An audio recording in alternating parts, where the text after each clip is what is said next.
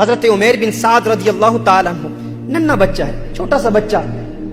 ان کے چچا جلاس بن سوید یہ اس ننھے عمیر بن سعد کو حضور اکرم صلی اللہ علیہ وآلہ وسلم کی بارگاہ میں لے جاتا. وہ ننھا عمیر بن سعد حضور کا خطاب سنتا. اس 3-4 سال کی عمر کے بچے میں حضور اکرم صلی اللہ علیہ وسلم کا پیار پیدا ہو گیا، حضور کی محبت پیدا ہو گئی، حضور کا عشق پیدا ہو گیا.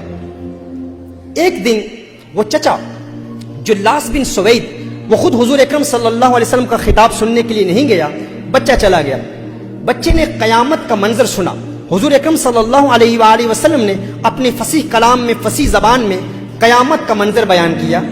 بچہ حضور اکرم صلی اللہ علیہ وسلم کا آواز سننے کے بعد جب گھر آتا ہے تو خوشی کے مارے فوراً اپنے چچا سے ملاقات کرتا ہے اور چچا سے کہتا ہے میرے چچا جلاس بن سوید، آج آپ محروم رہ گئے.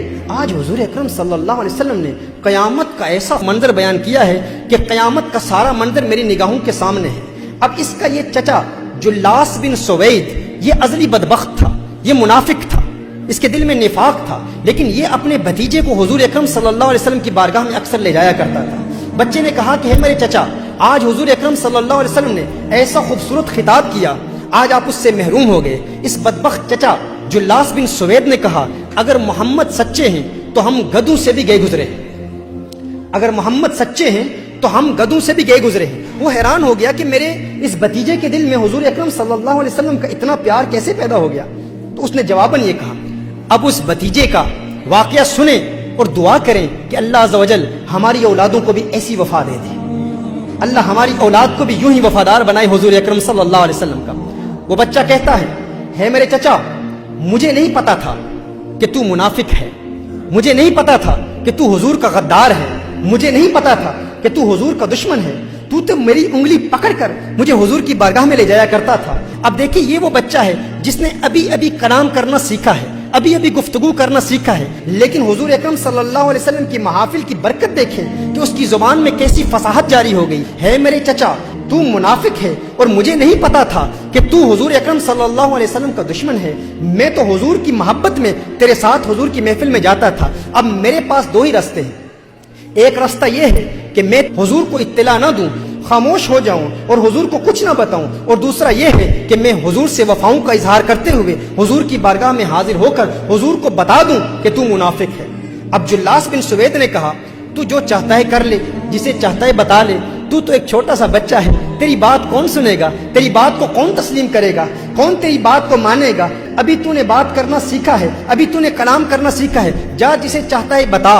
وہ بچہ جاتا ہے، حضور اکرم صلی اللہ علیہ وسلم کی بارگاہ میں حاضر ہوتا ہے اور عرض کرتا ہے یا رسول اللہ صلی اللہ علیہ وسلم. اب ذرا تخیل باندھنے کی کوشش کریں، چشم تصور سے اس منظر کو دیکھنے کی کوشش کریں. وہ بچہ حضور اکرم صلی اللہ علیہ وسلم کی بارگاہ میں حاضر ہو کر عرض کرتا ہے یا رسول اللہ صلی اللہ علیہ وسلم، آقا میں اپنے چچا سے بیزار ہوں، میں اپنے چچا سے بیزاری کا اعلان کرتا ہوں. حضور اکرم صلی اللہ علیہ وسلم نے ارشاد فرمایا ہے عمیر بن سعد، کیا بات ہے ننھے، کیا بات ہے، کیوں بیزاری کا اعلان کرتا ہے. اس نے کہا یا رسول اللہ صلی اللہ علیہ وسلم، میں اپنے چچا کے پاس گیا اور بڑی خوشی سے چچا سے کہا کہ آج حضور کا خطاب اتنا خوبصورت تھا، لیکن میرے چچا نے جواباً کہا کہ اگر محمد سچ کہتے ہیں تو ہم گدھوں سے بھی بدتر ہیں، وہ تو آپ کا گستاخ ہے. حضور اکرم صلی اللہ علیہ وسلم نے فوراً صحابہ کرام علیہ رضوان کو بلایا. میرے آقا صلی اللہ علیہ وآلہ وسلم نے ارشاد فرمایا ہے صحابہ تمہارا کیا مشورہ ہے، تم کیا مشورہ دیتے ہو؟ اور مشورہ کرنا یہ میرے آقا صلی اللہ علیہ وآلہ وسلم کی سنت ہے. حضور نے فرمایا ہے صحابہ تم مشورہ دو، تم بتاؤ. یہ چھوٹا سا بچہ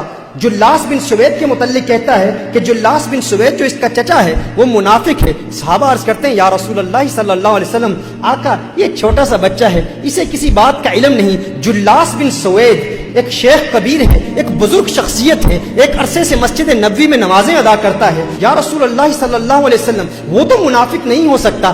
یہ چھوٹا سا بچہ جو ابھی جس نے کلام کرنا شروع کیا ہے، اس کی بات پر ہم اعتماد کیوں کر لیں؟ امت کی تربیت کے لیے اور مشورے کی سنت کو جاری کرنے کے لیے حضور اکرم صلی اللہ علیہ وسلم نے صحابہ کرام علیہ رضوان کے مشورے کو قبول کر لیا اور حضور اکرم صلی اللہ علیہ وسلم خاموش ہو گئے کہ ہم اس کی گواہی کو ابھی قبول نہیں کرتے. لیکن اس کی حکمت کیا تھی؟ جب اس ننھے سے عمیر بن سعد نے دیکھا کہ حضور اکرم صلی اللہ علیہ وسلم اور صحابہ کرام علیہ رضوان نے میری بات کو سنا نہیں، تو میرے احبا غور کریں اور دل سے دعا کریں، دل سے اللہ کی بارگاہ میں التجا کریں کہ اللہ ہماری اولاد کو بھی ایسی وفا دے دے۔ اس بچے نے اپنا دامن، اپنی جولی کو اللہ کی بارگاہ میں یوں پھیلا دیا اور آسمان کی طرف دیکھتا ہے۔ وہ بچہ آسمان کی طرف دیکھتا ہے، یوں جولی پھیلا کر آسمان کی طرف دیکھ کر کہتا ہے اللہ اگر میں سچا ہوں تو آج میری سچائی ثابت کر دے، آج تو میری سچائی کی تصدیق کر دے، اور ہے اللہ اگر میں جھوٹا ہوں آج تو بیان فرما دے۔ محترم احبہ دعا کریں اللہ ہماری اولادوں کو بھی ایسی وفا دے دے، ایسا پیار دے دے۔ اس بچے کی زبان سے یہ کلمات ابھی جاری ہی ہوئے، پاک زبان سے جب کلمات جاری ہوتے ہیں تو تیری دعا نہ اثر سے کبھی ملول ہوئی، ادھر زبان سے نکلی ادھر قبول ہوئی۔ بچے نے دعا کی، اسی وقت آسمان سے جبریل امین نازل ہوتے ہیں، جبریل امین نازل ہوتے ہیں۔ سورہ توبہ کی یہ آیت نازل ہوتی ہے۔